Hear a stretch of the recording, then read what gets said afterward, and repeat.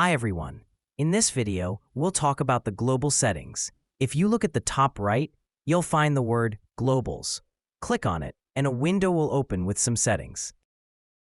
Here, the first option is Show Experimental Features, which displays the experimental features available.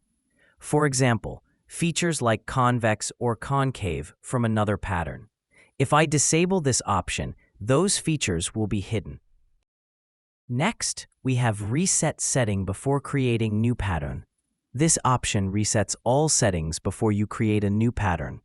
For instance, if we enable it, create a pattern, and change a setting like the scale, then, when we draw a new pattern and click Create, the script will first reset the settings before creating the new one. This option is turned off by default. Next, we have settings for warnings. For example, Show Warning for Tile Array. If I enable this and click on the Tile Array button, a warning message will appear. If you choose Don't show this message again in that warning, this option will be automatically disabled.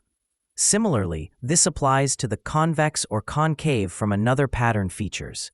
If you select Don't Show Again for their warnings and want to re-enable them, you can do so from here, using the Show Warning for Pick Custom Shape from another pattern option.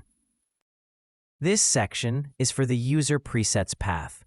You can choose a custom folder for your presets and then click Apply Path. If you want to revert to the default location, simply click Reset Path.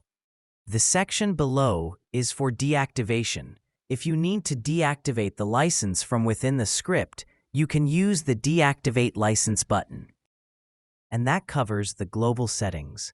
This is the final video in our series explaining the Pattern Engine script. Hopefully, in the future, we will record more videos with practical examples of using the script. We can show you how to apply it to specific patterns or shapes in a step-by-step guide. Thank you for following the series. See you next time.